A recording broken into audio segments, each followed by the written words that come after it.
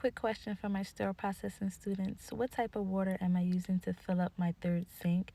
Tell me why in the comments below.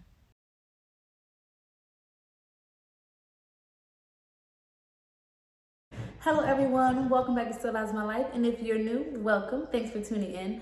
Be sure to like, subscribe, and leave any comments you have in the comment section down below. And you may want to hit the bell notification button, that way you'll be notified every time I post a new video.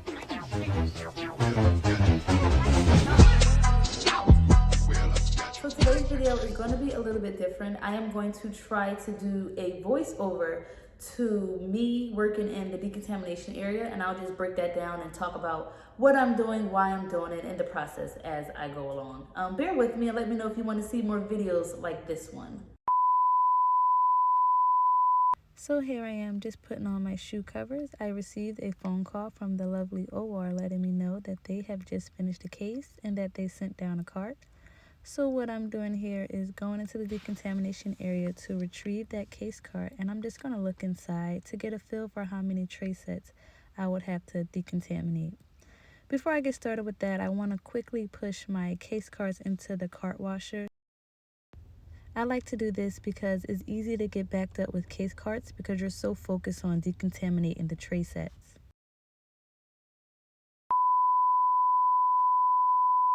Here I am just getting out all of my PPE, my fluid resistant gown, my face shield, and my gloves. Alright, let's get started. I like to start by filling up my 3 sinks. This is our soap dispenser. It's preset to automatically dispense the proper amount of soap into either a full sink or half sink of water. There's also a thermometer on the end of it to help track the temperature. Quick question for my sterile processing students. What type of water am I using to fill up my third sink?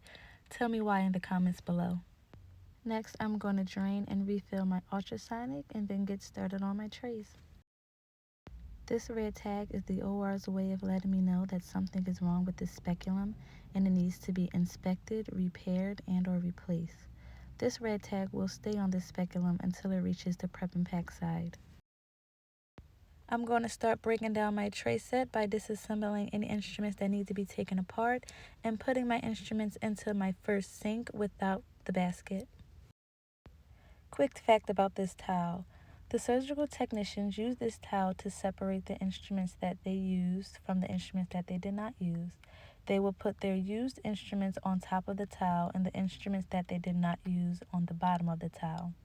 Now, even though the instruments under the towel was not used, it was still taken out of the tray set and placed into a surgical environment.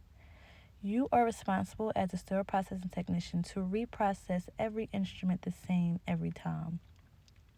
With that being said, even though the instruments were not used under the towel, you are still going to reprocess those instruments as if they were used. And it would be the same case if a tray set was popped open and none of the instruments were used. You will still be responsible for reprocessing that tray set as if it was used. What I am going to do though is separate the instruments inside of the sink. I'll put my used instruments closer to the front of the sink, and I'll put the instruments that were not used closer to the back of the sink. This just lets me know the instruments that I need to scrub a little bit harder. Never stick your hand inside of any tray set, whether it's on the decon side or prep and pack, and watch how I quickly remember that.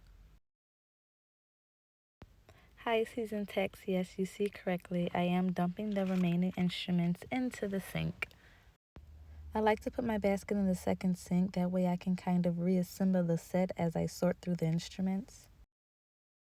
It's time to start cleaning, so here I am just brushing the instruments under the water. All of my sterile processing students, tell me what motion I'm using and why.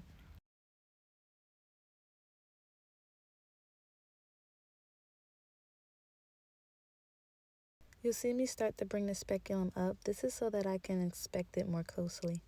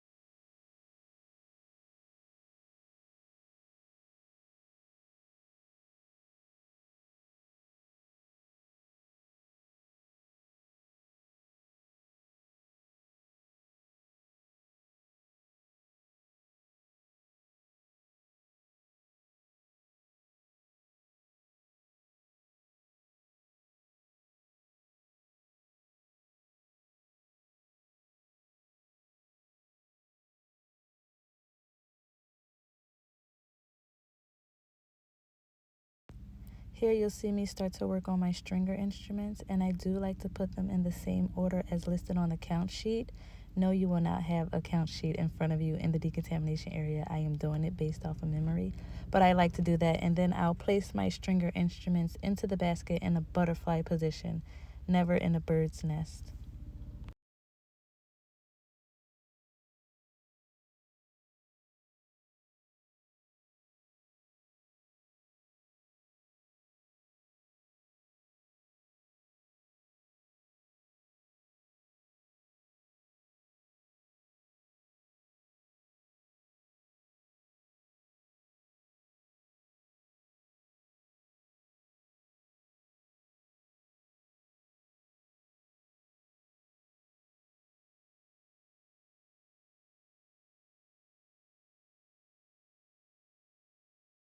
Remember this saying when it comes to lumens: brush and flush. You want to make sure that you brush and flush all of your lumens, and that's just what I'm doing here.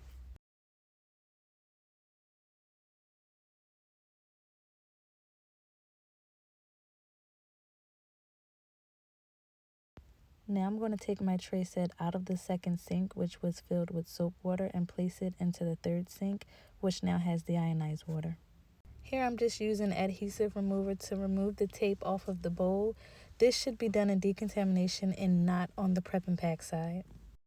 Now I don't know about y'all, but I use one brush per case card, so this is going in the trash. It's time for this tray to go inside of the ultrasonic and then into the mechanical washer. Sterile processing students, what's the difference between an ultrasonic and a mechanical washer?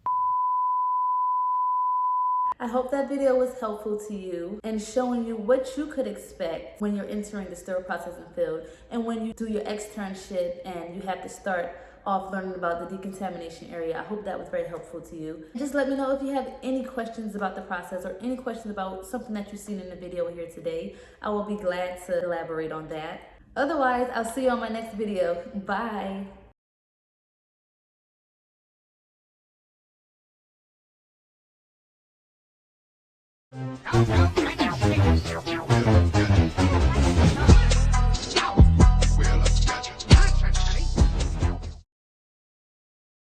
If you like the shirt that you see in this video today, you'll be able to find this shirt and shirts like it in my Etsy store. More information about that will be listed in the description down below.